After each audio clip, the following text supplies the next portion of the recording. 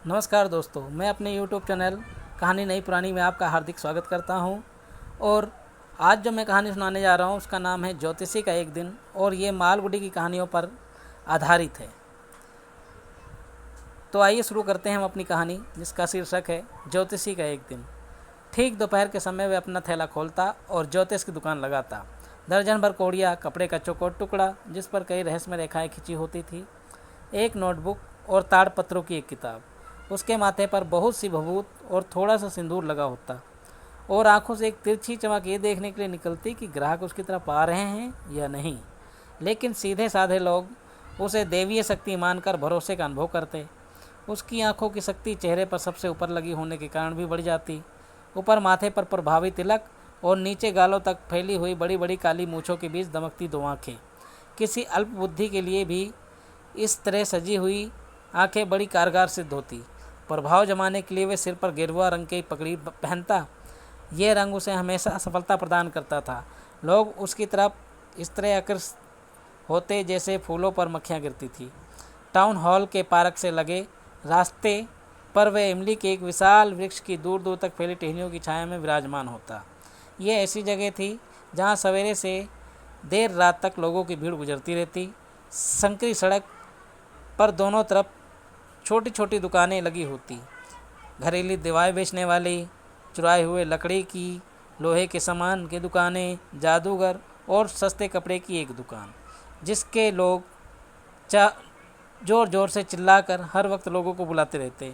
इसी के बगल में इसी तरह शोर करने वाला एक मूंगफली विक्रेता, जो हर दिन अपनी चीज़ को एक नया नाम देता।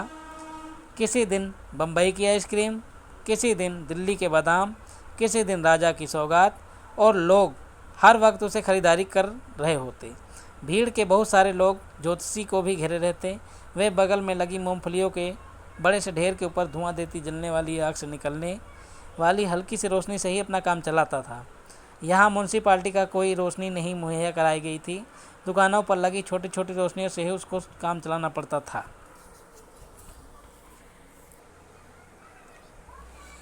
एक दो के पास गैस के हंडे भी थे, जिनमें से हर वक्त सूं की आवाज़ निकलती रहती थी।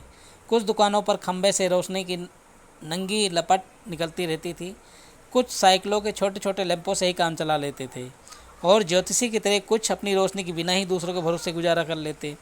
तरह तरह की इन बहुत सी रोशनियों से एक अलग ही मंजर बनता, जिनके बीच से चलते निकलते लोगों की छाया अपना रहस्यमय समय बांध देती थी। ज्योतिषी को एक माहौल इसलिए बहुत सही लगता था क्योंकि जब उसने ज़िंदगी शुरू की थी तब वह ज्योतिषी तो बनना ही नहीं चाहता था। दूसरों की ज़िंदगी में क्या होने वाला है ये जानना तो दूर, वह ये भी नहीं जानता था कि उसकी अपनी ज़िंदगी में अगले मिनट क्या होने वाला है। तब उसे ना तो सितारों की कोई जानकारी थी, ना बेचारे लोगों को जो उसके ग्राहक बनते। बातें करने में वह ज़रूर कुशल था, जो लोगों को खूब पसंद आती। इसलिए अनुमान और अभ्यास से इस काम में उसने अच्छी महारत हासिल कर ली थी। यही नहीं, दूसरे सभी धंधों की तरह ये धंधा भी उतना ही ईमान का धंधा था, और दिन भर की मेहनत के बाद जो भी कमाई शाम को घर ले जाता वह ईमान की सही कमाई थी। उसने जब गांव छोड़ा तब वह एक नहीं सोचा था कि क्या करेगा। गांव में ही रहता तो वह सब काम करता जो पुरखे करते आए थे, यानी खेतीबाड़ी का काम, शादी और बच्चे, और पुराने घर में हमेशा की तरह गुजर बसर। लेकिन ये नहीं होना था। उसे बिना किसी को बताए घर छोड़ना पड़ा था, और आसपास नहीं करीब 200 मील दूर इस कस्बे में आकर सहारा लेना पड़ा था। किसी गांव वाले के लिए ये बहुत ज़्यादा दूरी थी। दोनों स्थानों के बीच एक समुद्र की तरह। मनुष्यों की समस्याओं और कठिनाइयों की उसे गहरी जानकारी थी। शादी ब्याह, पैसा और आपसी संबंधों की समस्याएं। लंबे समय तक ये काम करके वह इसमें निपुण हो गया था। 5 मिनट में ही समझ जाता कि असली परेशानी क्या है। एक सवाल का वह 8 आना चार्ज करता, और जब तक मुंह नहीं खोलता था जब तक दूसरा कम से कम 10 मिनट तक अपनी बात नहीं कह लेता था। इससे उसे 10 जवाब और सुझाव आ जाते। जब तक वे ग्राहक की हथेली देखकर कहता, तुम्हें अपने कामों का पूरा नतीजा नहीं मिल पा रहा है, और 10 में से 9 लोग उसकी बातों में सहमत हो जाते।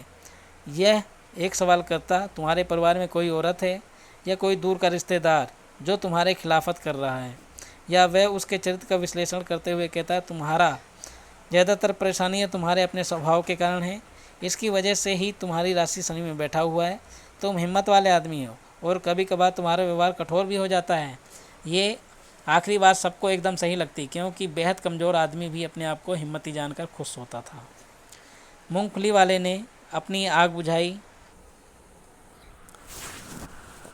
ये आखिरी बात सबको एकदम सही लगती, क्योंकि बेहद कमज़ोर आदमी भी अपने आप को हिम्मती जानकर खुश ही होता। मूंगफली वाले ने अपनी आग बुझाई और घर आने के लिए उठ खड़ा हुआ। ज्योतिषी के लिए ये मानव सूचना थी कि वे अपनी दुकान बंद करे, क्योंकि एक छोटी सी हरी रोशनी को छोड़कर जो कहीं दूर से आकर उसके सामने पड़ रही थी, उसके इर्द गिर्द एकदम अंधेरा ही छा जाता। उसने अपनी कोड़ियाँ बटोरी, कपड़ा और किताब समेटी और दूर से आती हरी रोशनी भी तब तक बुझ गई। लेकिन उसने देखा कि एक सामने आदमी खड़ा है। ये सोचकर कि यह आदमी उसका ग्राहक हो सकता है या बनाया जा सकता है, वह बोला, बहुत परेशान दिखाई दे रहे हो, आया? अच्छा हो, थोड़ी देर यहाँ बैठकर आराम करो और मुझसे बातचीत करो। आदमी जवाब में कुछ भुनभुनाया।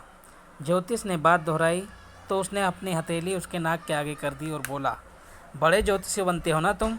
ज्योतिषी ने चुनौती सी महसूस करते हुए हथेली पकड़ ली और कहना शुरू किया, तुम्हारा स्वभाव ऐसा ही है। ये सब मत रुको, ये सब मत बको, कोई सही बात बताओ। ज्योतिषी को कुछ ताव सा आया और बोला, एक सवाल के मैं सिर्फ 8 आने लेता हूँ और इतने में मैं ही तुम्हारी कई बातें बता दूंगा। ग्राहक ने झटके से अपना हाथ खींच लिया, जेब से एक अठन्नी निकाली और उसे ज्योतिषी के सामने फेंक कर कहने लगा, मुझे ज़रूरी सवाल पूछना है। अगर मुझे लगा कि तुम धोखेबाजी कर रहे हो तो ब्याज समेत अपनी अठन्नी वापस ले लूँगा। ठीक है, लेकिन अगर मेरे जवाब तुम्हें ठीक लगे तो तुम मुझे 5 रुपये दोगे? नहीं दूंगा। नहीं दूंगा। तब भी तुम मुझे अठन्नी ही दोगे? चलो दूंगा, लेकिन गलत होने पर तुम्हें मुझसे दुगना देना पड़ेगा। थोड़ी देर भाव ताव करने के बाद बात मान ली गई। ज्योतिषी ने ऊपर वाले से प्रार्थना की और ग्राहक ने बड़ी बीड़ी जलाई। दिया सलाई की रोशनी में ज्योतिषी को उसका चेहरा दिख गया। एक क्षण के लिए वह चुप हो गया। गाड़ियां सड़क पर हॉर्न बजाती चली जा रही थी। इक्के तांगे खट खट करते आगे बढ़ रहे थे। पार्क में फैल रहे अंधेरे में लोगों का शोर मच रहा था।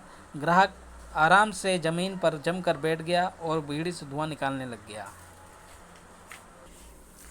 ज्योतिषी ने उसकी ओर देखा और अठन्नी वापस फेंक कर कहने लगा, रहने दो, मैं तुम जैसे लोगों से दूर रहता हूँ। अब मुझे देर भी हो रही है।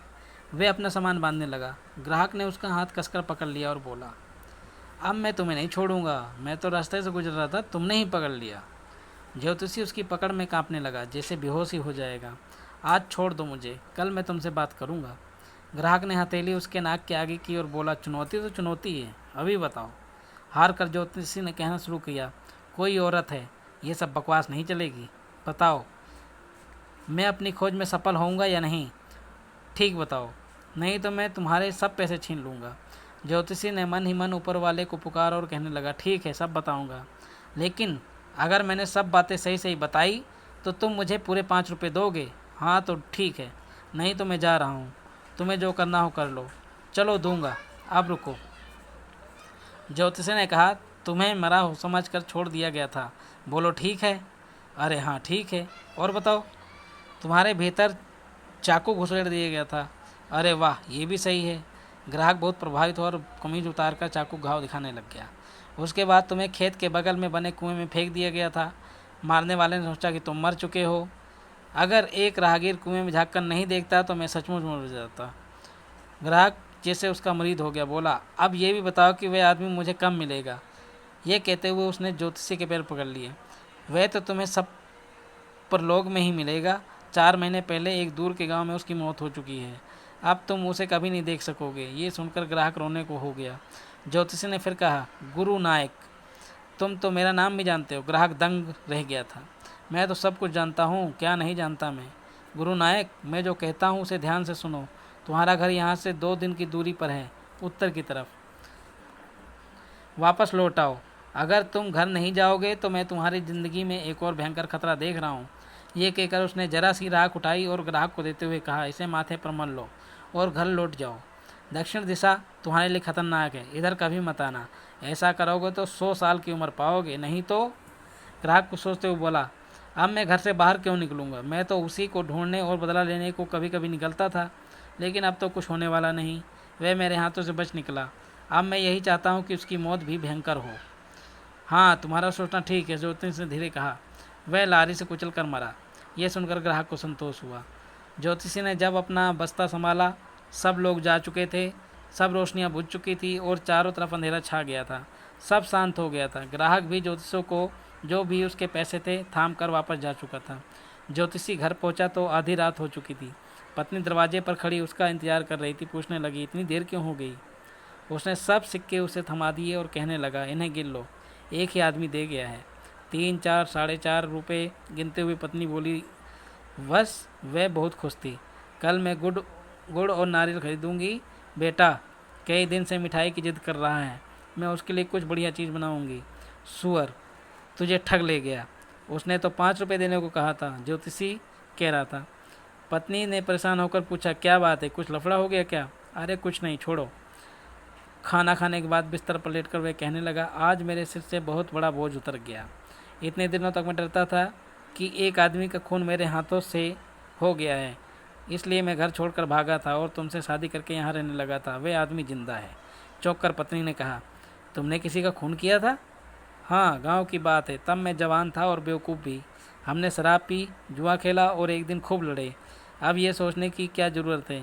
अब सो जाओ। ये कहकर उसने अपने पैर फैलाए और सोने की कोशिश करने लगा। दोस्तों, इस प्रकार ये कहानी समाप्त हुई। अब अगले एपिसोड में फिर मिलेंगे। धन्यवाद।